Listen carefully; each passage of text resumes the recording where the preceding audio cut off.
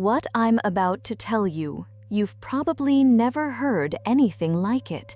This is a real, personal, and transformative story about what happens when your thoughts, pushed to an almost unbearable vibrational intensity, pierce through the veil of reality. This isn't theory, it's not a metaphor, it's a lived experience. When you want something with such passionate force, your vibration becomes a call, and that call echoes not just through the collective consciousness, but across other layers of reality. When you deliberately and passionately think about something you truly want, it's not just the universe that hears you, other consciousnesses do too. Listen to this true story. In the beginning, it frightened me because I had no explanation for what had happened. I didn't have the maturity to understand it yet. Since I was very young, I had experiences that filled me with confusion and fear. The only person who somehow understood was my grandmother. She sensed more than she said. One day, I'll tell stories about her too. From early on, I felt that an intense thought carried weight. It warped reality a little. It didn't stay inside me. It went out, spread, touched things beyond my reach. What you're about to hear is one of those moments. It changed everything I believed about vibration, desire, and how manifestation works. It gave me the certainty I needed to understand how to calibrate the intensity of wanting. Late 1980s. My family had been invited to a wedding. I was around 7 years old, and the hairstyle trend at the time was the French braid. Every girl wanted it. I did too. But it wasn't just a wish, it became an obsession. My mother tried to book an appointment with a hairstylist, but our small town was fully booked because of the wedding. So I tried to do it myself, every day in front of the mirror, for hours. My mom even tried to help because I wouldn't stop talking about it, but we had no idea how to do it. At best, we ended up with a regular loose braid. My desire grew so much that it stopped being a thought. It became something alive. I wasn't just wanting the braid anymore.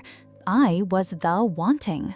The night before the wedding, I had a dream. A woman I had never seen appeared. She looked frustrated. She said, "I'm here to teach you how to do this braid because I can't take it anymore. You're relentless. You won't leave me alone. Pay attention. I'm only showing you once." I remember my heart filling with happiness. She started braiding my hair. I felt her hands. But at the same time, I was seeing it all from above, as if I had left my body. While braiding, she explained every step, strand by strand, where to hold, how to pull. It felt like my vibrational intensity had somehow tuned into a consciousness that crossed a boundary to help. Without knowing, I had disturbed her in another plane. The braid she created, it was perfect, exactly as I had imagined. When I woke up, I sat up in bed, closed my eyes, and replayed each movement she had shown me. I knew exactly what to do. My fingers just knew.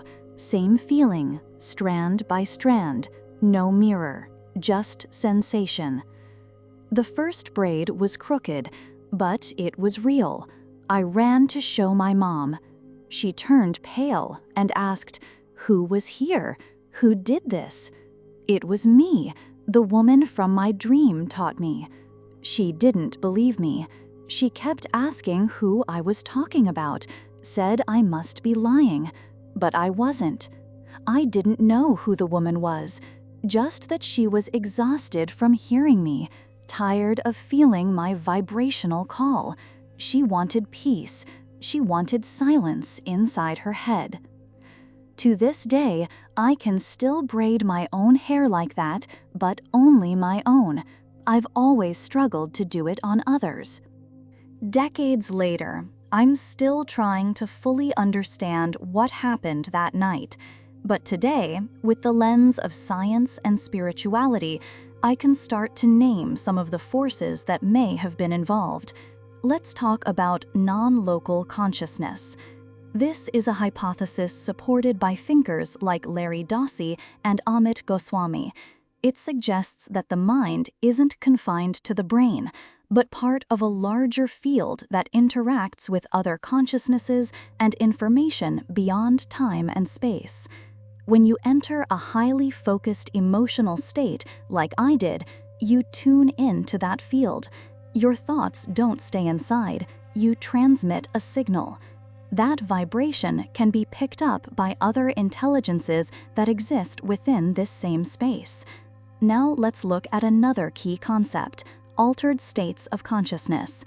Even though I wasn't lucid, the dream had internal logic, tactile sensations, and a clear narrative, signs the brain was operating in deep states, like theta waves, where learning and reorganization naturally occur. Quantum physics suggests that thoughts charged with intention can collapse potentials into reality. Some go further, saying that intense vibrational states allow us to pierce dimensional boundaries, reaching into parallel realities or shared fields of knowledge. Maybe that's what happened. A field of intention so strong that it connected my vibration to another consciousness. And by resonance, she responded. Not symbolically, not metaphorically, but with real, technical, applicable knowledge. The dream was the medium, the vibration was the invitation, and the consciousness was real. If something like this has happened to you, if you've learned something or received knowledge in a non-ordinary way, share it in the comments. This space is for real stories that don't fit in regular explanations. When I began my most sincere spiritual search, memories started surfacing, one by one. Experiences that once seemed like strange coincidences, family sensitivities, or random moments began to make sense. They weren't accidents. They were encounters with knowledge I didn't yet know how to process.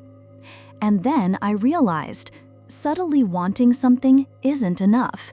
The vibration of desire must be intense, clear, and persistent.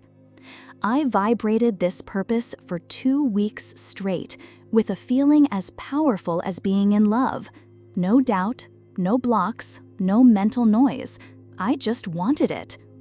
And here's something I believe now.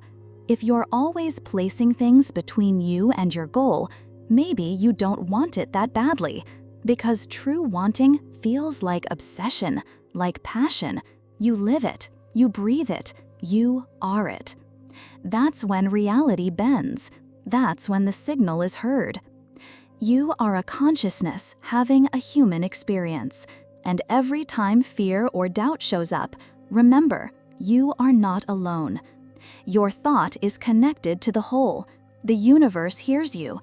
Other realities hear you. Other consciousnesses hear you. You're alive. That means your engine is on. You are the power of the power. Try it, trust it, see what happens. If this story resonated with you, if something similar has happened in your life, leave your comment. As long as it's real, every story is welcome. And if you haven't subscribed yet, hit that button and turn on notifications. Let's keep walking this path together.